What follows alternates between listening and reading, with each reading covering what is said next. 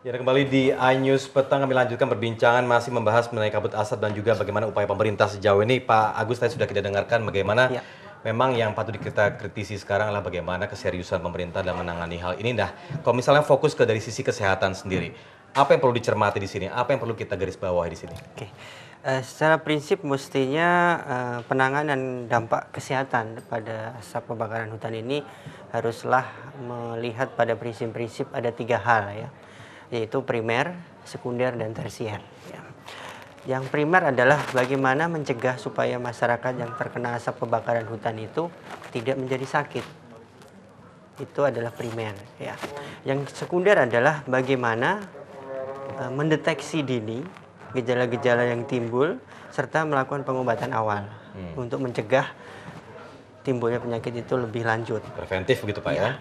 Yang ketiga adalah bagaimana yang sudah sakit itu mendapatkan pengobatannya optimal sehingga tidak timbul komplikasi lanjut bahkan resiko kematian. Nah, ini 3 hal yang mestinya dijalankan di dalam upaya penanggulangan dampak kesehatan asap kebakaran tersebut. Nah, sejauh ini apakah sudah terlihat seperti itu atau belum? Kalau dilihat upaya-upaya yang dilakukan sih sudah berjalan meskipun mungkin belum optimal ya. Sebagai contoh, upaya pencegahan primer sebenarnya pencegahan baik primer, sekunder maupun tersier ini itu harus dijalankan oleh seluruh komponen masyarakat ya, mulai dari individu atau masyarakat, instansi, pemerintah, pelayan kesehatan itu semua harus menjalankan itu. Nah, kalau kita lihat dari yang primer saja sebagai contoh, yang bisa dilakukan adalah untuk meminimalisasi adalah satu jelas sumber asap yang menyebabkan risiko kesehatan itu dipadamkan. Itu sudah kita lihat upaya pemerintah untuk melakukan pemadaman. Yang kedua adalah meminimalisasi bagaimana partikel yang ada di dalam tubuh itu bisa masuk ke dalam saluran nafas orang-orang yang terpapar. Itu bisa dilakukan misalnya dengan himbauan edukasi oleh kepada masyarakat untuk sering jangan melakukan aktivitas di luar rumah, lebih sering tinggal di rumah, gunakanlah Tapi apakah pelindung sekarang diri. sudah melewati tahap itu ya, di mana memang ini sudah mengganggu kegiatan sehari-hari, khususnya tidak hanya berada di luar, tapi di dalam rumah pun sama kan? Kalau kita melakukan upaya preventif primer, partikel tersebut akan jumlahnya lebih sedikit masuk ke dalam rumah. Karena ada partikel ukurannya PM10, PM2,5 sampai yang fine partikel di bawah 0,1. Kalau usaha preventif misalnya ventilasi rumah ditutup rapat, maka yang bisa masuk ke dalam rumah itu hanya partikel-partikel yang halus. Itu harus dilakukan sebagai salah satu upaya.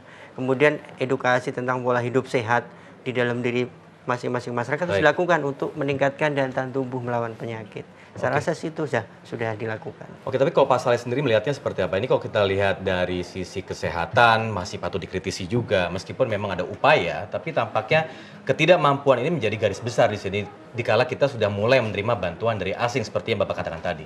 Ya. Kalau menurut saya kan begini, ini kan pengobatan yang dilakukan oleh pemerintah bagi mereka yang kena dampak asap ini itu sebetulnya adalah kewajiban pemerintah untuk melindungi segenap rakyat Indonesia.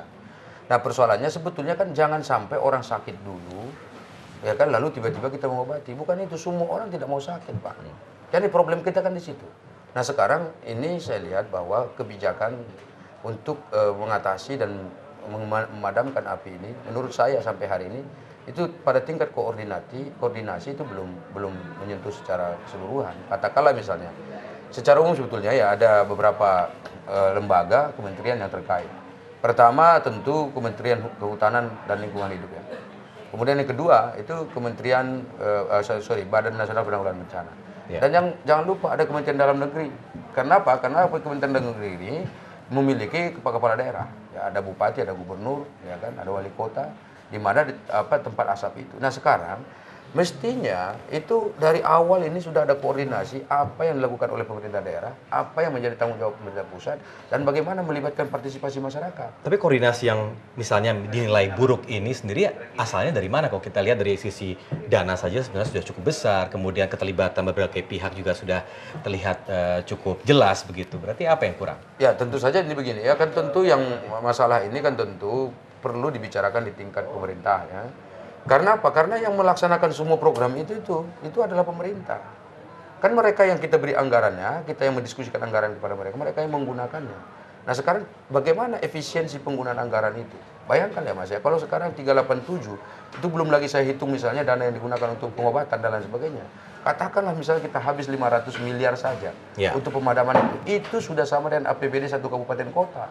Satu kabupaten kota itu kan bisa berjumlah 500 sampai 550 ribu orang. Dan ini kan sia-sia gitu loh. Ya, kalau Nah, kita ini yang saya kaitkan lihat- dengan nawacita misalnya, kalau kita janji-janji yang sempat diungkapkan pada saat itu, kira-kira menurut Anda seperti apa? Ya, nawacita itu kan sebetulnya kan implementasinya banyak hal. Nawacita kan itu secara Nah, khusus makro. untuk hal ini. Khusus ini dia harus betul-betul melindungi rakyat. Bagaimana cara melindungi rakyat itu? Ya ini saja satu-satunya. Coba segera dipadamkan api ini. Saya yakin dah sekarang pemerintah sudah bekerja keras dan berusaha. Kenapa kok belum mati juga? Berarti ada masalah. Yang paling lucu nih menurut saya, mati di satu titik tertentu kok pindah ke titik yang lain. Ada apa ini?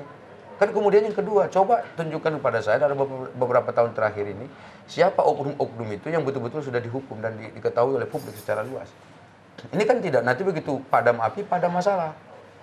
Meskipun hingga saat ini sudah diumumkan bahwa beberapa pihak yang telah menjadi salah satu Iya, tapi kan saksi itu misalnya. itulah yang perlu kita kawal bersama sehingga ini ada proses penuntutan. Jangan-jangan kan ada 125 misalnya sekarang ini yang diduga ikut terlibat dan mungkin akan bertanggung jawab. Tetapi nanti pada saat masa persidangan jangan-jangan ini kan hanya tinggal sisa 3 orang. Baik, ini singkat saja Pak Saleh, kira-kira apa yang akan dilakukan oleh Bapak sendiri khususnya di komisi Bapak untuk selanjutnya? Ya, yang pertama kan kita sekarang sudah memanggil ya pihak-pihak menjadi mitra kerja kita dalam hal ini dan mereka sudah menjelaskan langkah-langkah yang akan mereka lakukan. Nah, dan mereka mengatakan memang pada kita ini mungkin kemungkinan besar pada akhir Oktober atau awal November ini baru mereka bisa tuntaskan karena begitu banyaknya titik api yang mereka harus kejar. Oke. Nah, itu satu. Kemudian yang kedua itu kan betul-betul konkret dan kita marah betul sebetulnya karena itu tidak bisa ditangani secara cepat ya. Kemudian yang kedua, tentu kita akan mengevaluasi pemerintah ini ke depan ini bagaimana mereka jangan sampai tindakan pemadaman kebakaran ini sifatnya responsif. Kalau ada kebakaran baru bertindak.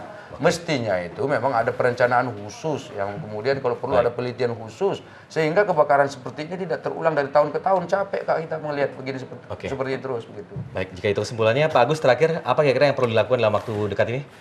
Yang jelas yang sekarang ini harus dikerjakan adalah bagaimana masyarakat yang sudah menderita atau terkena dampak asap kebakaran itu mendapatkan pelayanan kesehatan yang optimal Ya. sebagai upaya mencegah supaya tidak terjadi komplikasi atau bahkan risiko kematian akibat penyakit yang bisa timbul. Itu adalah yang saat ini. Tetapi yang juga penting adalah untuk dipikirkan tadi rencana planning ke depannya. Kita tidak tahu bahwa risiko untuk tahun depan untuk terjadi asap kembali itu ada. Sehingga upaya-upaya pencegahan yang tadi primer maupun sekunder itu harus disiapkan dari jauh-jauh hari melalui konsep-konsep edukasi yang terstruktur sampai ke tingkat yang paling bawah. Dan belum lagi gejala jangka panjang Ya. yang mungkin akan dialami oleh Nah, itu korban-korban mesti juga mitigasi harus itu, selalu ya? diperhatikan Oke. bahwa itu harus ada evaluasi juga. Baik, Pak Dr. Agus dan juga Pak Saleh, terima kasih telah hadir bersama kami di iNews Petang saat ini. Ya pemirsa, demikian dialog kami khususnya di iNews Petang. Kami kembali setelah jeda berikut. Jangan kemana-mana, tetaplah bersama kami.